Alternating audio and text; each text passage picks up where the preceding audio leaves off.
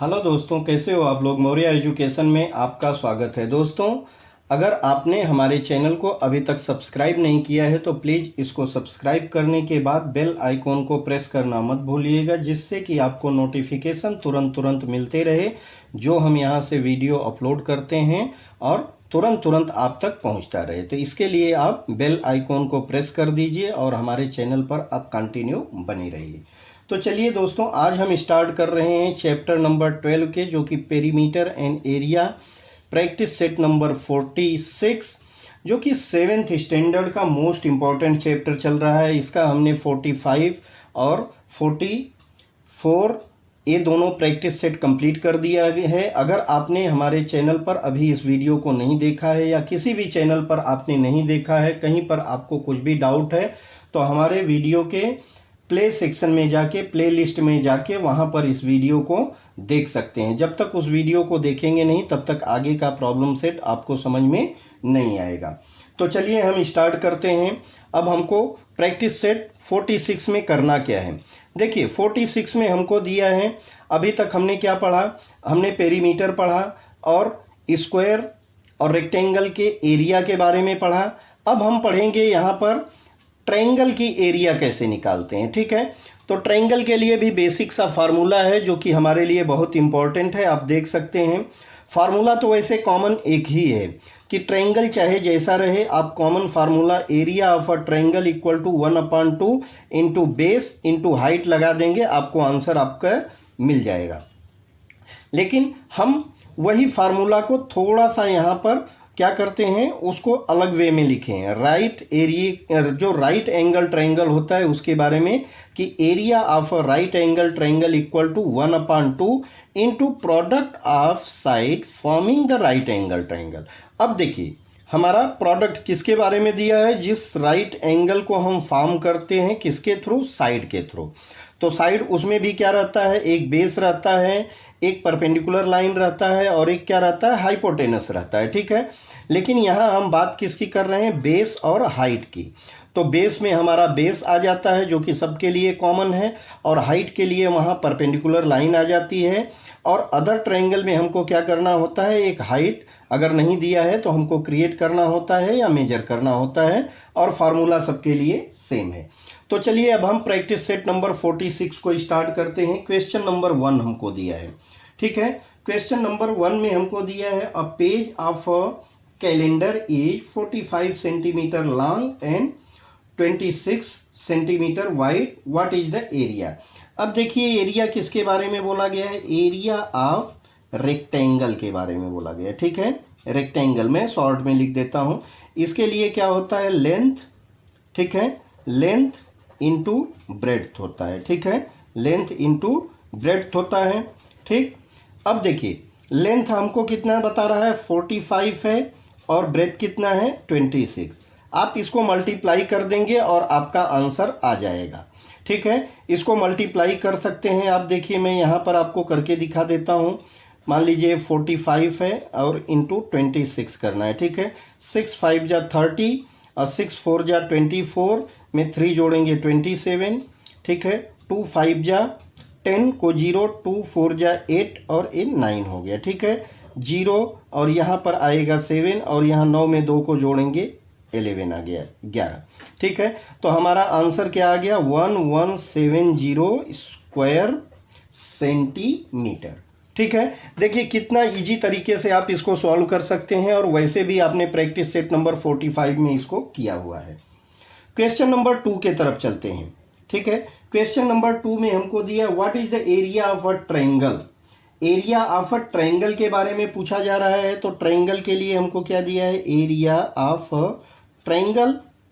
ठीक है, area of a triangle equal to क्या है, 1/2 इंटू बेस और इंटू हाइट, HEIGHT। ठीक है, हाइट 1/2, बेस हमको कितना बता रहा है। आप बुक को ओपन रखिएगा जिसमें कि क्वेश्चन दिया है, मैं क्वेश्चन लिख नहीं रहा हूँ, डायरेक्ट आपको सॉल्व करके आंसर बताने की कोशिश कर रहा हूँ।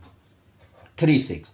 ठीक है, अब देखिए 2 से चाहिए तो डिवाइड कर दीजिए। 2 से यहाँ डिवाइड कर रहे हैं, 2 1 जा 2, 2 8 जा 16 होता है। ठीक है, 2 8 जा 16, 1.8 हो गया। अब इसको आप मल्टीप्लाई कर दीजिए, 4.8 इंटू 1.8, 8 8 जा 64 होता है, और 8 4 जा 32 में 6 को जोड़ेंगे, कितना आ गया 38, 1 8 जा 8, 1 4 जा 4, यहाँ 4 हो गया और यहाँ 6 हो गया और यहाँ 8 हो गया। अब देखिए 1 एंड 2 डिजिट पे हमारा डेसिमल आ जाएगा, तो हमारा आंसर यहाँ पर क्या आ जाएगा बच्चों, यहाँ पर आंसर आ जाएगा 8.64 स्क्वायर सेंटीमीटर। ठीक है, ये हमारा क्वेश्चन नंबर 2 कंप्लीट हो गया। आगे हम चलते हैं, हमको दिया है what is the value of rectangular plot. Question number 3, question number 3 एक प्लॉट है। मैं प्लॉट यहाँ पे एक आपको रफ डायग्राम बना देता हूँ, ठीक है। आप बनाइएगा तो सीधा सीधा बनाइएगा, मैं हाथ से बना रहा हूँ, थोड़ा सा क्रॉस हो सकता है, ठीक है। इसकी हमको क्या दिया है, यहाँ लेंथ दिया है 75.5 है, और यहाँ कितना है 30.5 है, ठीक। तो और आगे बता रहा है कि इस प्लॉट का एक्चुअल वैल्यू कितना आएगा। तो पहले तो हम इसकी एरिया निकालेंगे, तो एरिया इक्वल टू क्या होगा, लेंथ इंटू ब्रेथ। लेंथ हमारा कितना है 75.5 इंटू 30.5।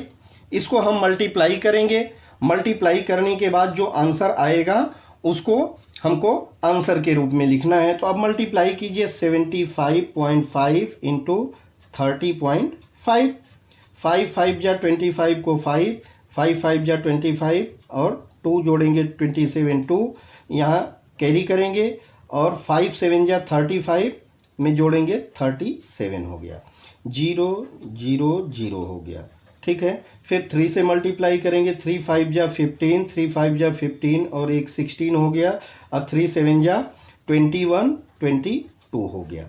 आप इसको जोड़िए, यहाँ पर कितना आ जाएगा, ये 5 आ गया, यहाँ 7 आ गया, और यहाँ कितना 7 5 12 हो गया 2, और यहाँ 6 3 9 1 10, और यहाँ 3। डेसिमल हमारा कितना 2 पॉइंट पर डेसिमल लग जाएगा। क्या आ गया हमारा, एरिया इक्वल टू आ गया 2302.75 स्क्वायर, कितना है इसका हमको मीटर में दिया, स्क्वायर मीटर हो जाएगा। अब देखिए एक स्क्वायर मीटर का हमको कितना बता रहा है, एक स्क्वायर मीटर का आप देखेंगे तो हमको रेट दिया है 1000 रुपीज़, और ऐसे ही हमारे पास टोटल स्क्वायर कितना है 2302.75। तो हम इसको क्या करेंगे, मल्टीप्लाई कर देंगे 2302.75 इंटू 1000 से जब मल्टीप्लाई करेंगे तो आपको क्या मिल जाएगा, यहाँ पर इक्वल टू, देखिए 3 जीरो है तो 3 डिजिट इधर जाएगा आंसर के लिए, डेसिमल 230275 और 1 जीरो चाहिए क्योंकि 2 ही डिजिट है यहाँ पर। तो ये हमारा ये आंसर जो आ जाएगा रुपए में आ जाएगा। यहाँ पर जो आंसर आ गया रुपए में आ गया, कितना आ गया आंसर, अब देखिए 23,02,750 रुपीज़ इस प्लाट की वैल्यू हो जाएगी, ठीक है। और यही हमारा आंसर हो जाएगा। आगे हम चलते हैं क्वेश्चन नंबर 3। क्वेश्चन नंबर 3 में हमको क्या दिया है, क्वेश्चन नंबर 3 में आप देखेंगे तो बहुत बेसिक सा क्वेश्चन दिया है कि अ रेक्टेंगुलर हॉल, एक हॉल है जिसकी हमको क्या दिया है, यहाँ पे साइज दिया है। हम यहाँ क्वेश्चन नंबर 4 को लिख देते हैं, ठीक है। एक रेक्टेंगुलर हॉल बता रहा है, हमने यहाँ पर ऐसा एक डायग्राम बना दिया, ठीक है। इसको बता रहा है 12 है और यहाँ पर कितना है 6 है, ठीक है। अब देखिए 2 चीज़ इसमें पूछा जा रहा है। पहले तो हॉल की हम कोई एरिया निकालनी पड़ेगी क्योंकि इसी हॉल में क्या करना है, हमको टाइल्स लगाना है। क्या दिया है, it's flooring is to be made of square tile. जो टाइल्स है, अब टाइल्स कैसी रहेगी, टाइल्स देखिए ऐसी हो सकती है, ठीक है। स्क्वायर टाइप बता रहा है, स्क्वायर में क्या रहेगा, दोनों इक्वल रहेगी। एक बता रहा है 30 सेंटीमीटर की टाइल्स लगेगी तो स्क्वायर में चारों साइड इक्वल रहती है। और एक बोल रहा है कि अगर हम 15 सेंटीमीटर की टाइल्स लगाते हैं तो हमको कितनी टाइल्स लगेगी। क्वेश्चन को आप ध्यान से पढ़ लीजिए, समझ लीजिए। ये टाइल्स हो गया, एक 30 की है और एक 15 की है, दोनों का अलग अलग रेट पूछा जा रहा है। और जहाँ पर लगाना है वो हॉल की साइज हमको दिया हुआ है, ठीक है। अब देखिए आप इसको क्या कीजिए, यहाँ पर जो टाइल्स की साइज दिया है कैसे है, सेंटीमीटर में है, और यहाँ जो दिया है हमको रेक्टेंगुलर हॉल कैसा दिया है, मीटर में दिया है। या तो पहले हम इसको मीटर में आंसर निकाल लें, area of rectangle hall equal to कितना हो जाएगा, लेंथ इंटू ब्रेथ होता है, ठीक है, लेंथ इंटू ब्रेथ, तो 12 इंटू 6 72 स्क्वायर मीटर आ गया। अब देखिए स्क्वायर मीटर में आया है, स्क्वायर मीटर में आपको फार्मूला मालूम रहना चाहिए, अगर नहीं मालूम है तो बच्चों लर्न कर लेना इसको कि 1 स्क्वायर मीटर इक्वल टू कितना होता है, 10,000 स्क्वायर सेंटीमीटर होता है, ठीक है। तो यहाँ पर हमको सेंटीमीटर में ही टाइल्स की साइज दिया है, या तो टाइल्स को हम क्या करें मीटर में चेंज कर दें, या तो इसको सेंटीमीटर में कर दें। तो ये हमारा सेंटीमीटर में अगर निकालते हैं स्क्वायर फीट तो कितना हो जाएगा, 72, ठीक है, सॉरी 72 है, 12 छक 72 होता है, 72 इंटू 10,000 हो जाएगा। तो ये कितना हो जाएगा, 72 के आगे 4 जीरो आ जाएगा, स्क्वायर सेंटीमीटर में आ गया, ठीक है, स्क्वायर सेंटीमीटर में हो गया। अब देखिए एक टाइल्स का निकाल लेते हैं, इसका भी हमको एरिया निकालना पड़ेगा, एरिया ऑफ टाइल्स। एक टाइल्स लगाएंगे तो कितना जगह कवर कर रहा है, तो इसके लिए भी हो जाएगा, क्या होता है, साइड का स्क्वायर होता है, साइड का स्क्वायर मतलब 30 का स्क्वायर हो जाएगा, 30 का स्क्वायर कितना होता है, 900 स्क्वायर सेंटीमीटर हो गया। अब दूसरी टाइल्स का भी निकाल लीजिए, क्योंकि दो टाइप का पूछा जा रहा है, तो दोनों टाइप का आप टाइल्स का आंसर निकाल लीजिए। यहाँ पर टाइल्स कैसी है, इसका एरिया ऑफ टाइल्स हो जाएगा, यहाँ पर भी साइड स्क्वायर 15 का स्क्वायर अगर आप करेंगे तो 225 स्क्वायर सेंटीमीटर आता है, ठीक है। अब हमसे दोनों का अलग अलग क्वेश्चन का आंसर पूछ रहा है, तो फर्स्ट का पहले हम आंसर निकाल लेते हैं। देखिए एरिया तो फिक्स है, इतना ही प्लेस पर टाइल्स लगाना है, तो टोटल जो एरिया है डिवाइडेड बाई एक टाइल्स कितनी एरिया कवर कर रही है, अगर इससे हम डिवाइड कर दें तो हमको काउंट ऑफ टाइल पता चल जाएगा। तो काउंट ऑफ टाइल्स या हम लिख सकते हैं नंबर ऑफ टाइल्स, तो total area divided by covered area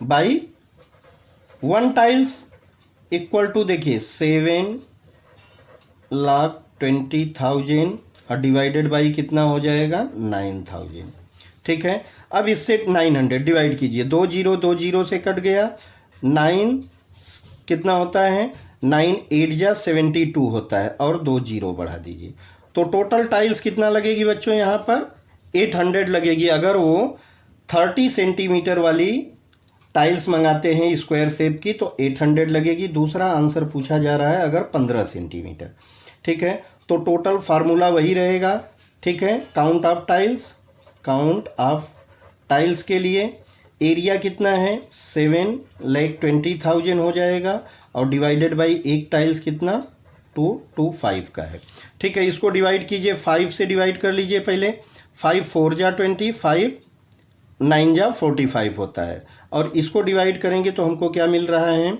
5 1 जा 5, 5 4 जा 20, 5 4 जा 20, ठीक है। 5 देखिए 5 1 जा 5 हुआ, 5 4 जा 20 हुआ, और 5 4 जा 20, और यहाँ जीरो बढ़ जाएगा। अब हमारे पास 45 आ गया, इसको डिवाइड कीजिए, 45 से डिवाइड करेंगे आप तो आपको क्या मिलेगा, 45 3 जा, यहाँ पर देखेंगे डिवाइड कीजिए, मैं पहले 5 से ही डिवाइड करता हूँ, 5 9 जा हो गया, 5 2 जा 10, 5 4 जा 5 8 जा 40, और 5 8 जा 40, ठीक, इतना आ गया।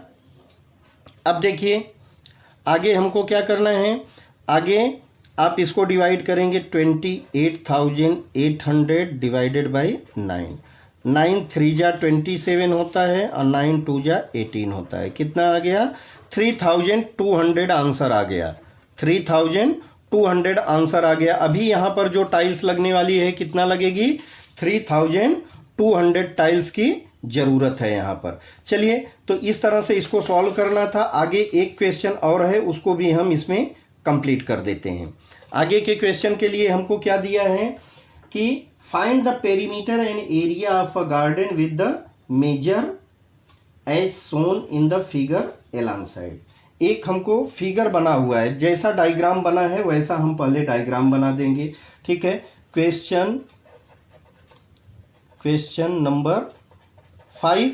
ठीक है, 5 में हमको क्या करना है कि एक डायग्राम बना है। देखिए डायग्राम कैसा है कि मान लीजिए एक ऐसा है, फिर ऐसे साइज दिया है, फिर ऐसा जा रहा है, फिर इक्वल हो जा रहा है और यहाँ पर। ठीक है, इस तरह का कुछ डायग्राम बना हुआ है। आप इसको पेंसिल से बनाएंगे तो इक्वल बनेगा। हमने बनाया है तो थोड़ा ये छोटा बड़ा हो गया है, लेकिन आप इसको एज्यूम करके चलिएगा कि यहाँ पर जो साइज दी गई है सेम है। ठीक, इसको 13 बोल रहा है, इसको 13, इसको 13, सब जितनी भी साइज दी गई है क्या है, 13 है। मैंने 13 से इसको सब जगह लिख दिया। ठीक है, यहाँ पर भी 13। अब देखिए, पहले तो हमको क्या पूछा जा रहा है, इसका पेरीमीटर पूछा जा रहा है। तो पेरीमीटर में क्या रहता है, हमको जो बाहर की दीवार या बाहर की जो साइड है इसको ही हमको टोटल करना रहता है, इसको ही हमको टोटल करना रहता है। अब देखिए, अगर यही अनइक्वल साइज रहती तो हमको सबको प्लस प्लस प्लस करके लिखना पड़ता, सबको प्लस प्लस करके लिखना पड़ता। लेकिन यहाँ पर क्या दिया है, हमको सब इक्वल साइज है। जैसे हम स्क्वायर का पेरीमीटर निकालते हैं तो स्क्वायर में हम क्या करते थे, 4 साइड होता था, इनटू साइड से मल्टीप्लाई कर देते थे। अब यहाँ पर हम साइड को पहले काउंट करेंगे। पहले हम फार्मूला लिख देते हैं, perimeter of rectangle. Perimeter of rectangle equal to क्या होगा, 2 लेंथ प्लस ब्रेथ होता है। ये कब लगता है, जब 4 साइड रहती है। ठीक है, तो उसमें 2 लेंथ 2 ब्रेथ रहता है। यहाँ पर जब स्क्वायर रहता है तो क्या हो जाता है, 4 इंटू साइड, जब 4 साइड रहती है। यहाँ पर साइड कितनी हो रही है, यहाँ पर आप गिनेंगे तो देखिए कितनी साइड आ रही है। मैं यहाँ से गिनना चालू कर रहा हूँ। मान लीजिए एक साइड, 2 3 4 5 6 7 8 9 10 11 12 साइड है। ठीक है, 12 साइड है। अब देखिए, जब 12 साइड है तो हमको कितना साइड के जगह लिखना होगा, 12, और यहाँ कितना हो जाएगा, इसमें लेंथ ब्रेथ अलग अलग नहीं होता है, एक ही होता है। ठीक है, तो हम क्या करेंगे, एक को लिख देंगे 13। ठीक है, अब हम मल्टीप्लाई कर देंगे। मल्टीप्लाई करेंगे तो आपको कितना मिल रहा है, देखिए कुछ कहीं कन्फ्यूजन हुआ। 1 2 3 4 5 6 7 8 9 10 11 12 आ रहा है। ठीक, अब इसको मल्टीप्लाई कीजिए, कितना हो जाएगा, 13 दूना 26 होता है, 2 लगा हाथ, 13 13 1 जा 13 में 2 जोड़ देंगे, कितना हुआ 15। 156 सेंटीमीटर आ गया। ये क्या आ गया, इसका रेक्टेंगुलर जो स्पेस दिया है इसका पेरीमीटर आ गया। आगे पूछ रहा है एरिया। एरिया के लिए क्या होता है, एरिया के लिए भी हमारे लिए क्या होता है, साइड का स्क्वायर होता है। ठीक है, साइड का स्क्वायर होता है, जहाँ पर क्या है, स्क्वायर साइज रहती। अब देख लीजिए एरिया कितना कवर्ड है। अगर हम देखें तो यहाँ से क्या है कि 1 हो गया, और इसको हम इससे जोड़ें तो 2 हो गया, यहाँ 3 और यहाँ 4। हमारे पास कितना, 1 2, हम नंबरिंग कर देते हैं, 1 2 3 4 एंड 5 स्क्वायर बन रहे हैं। ठीक, अब 5 स्क्वायर के लिए हमको क्या करना है, एक एक का हमको वैल्यू निकालना पड़ेगा। ठीक, तो एक स्क्वायर का पहले निकाल लेते हैं, साइड का स्क्वायर। ठीक, साइड का स्क्वायर कितना हो जाएगा, 13 का स्क्वायर होता है 169। एक इसका निकल गया, एक स्क्वायर का निकल गया। ऐसे ही हमारे पास कितना, 5 स्क्वायर हैं, तो हम क्या करेंगे, 5 इंटू 169 कर देंगे, जो आएगा वही हमारा आंसर हो जाएगा। 5 9 जा 45, 5 9 जा 45, और 5 6 जा 34 हो जाएगा, और 5 1 जा 5 और 3 जोड़ेंगे 8, तो 845 स्क्वायर सेंटीमीटर इसकी एरिया आ जाएगी, जो हमको यहाँ पर डायग्राम दिया गया है, और यही हमारा आंसर हो जाएगा।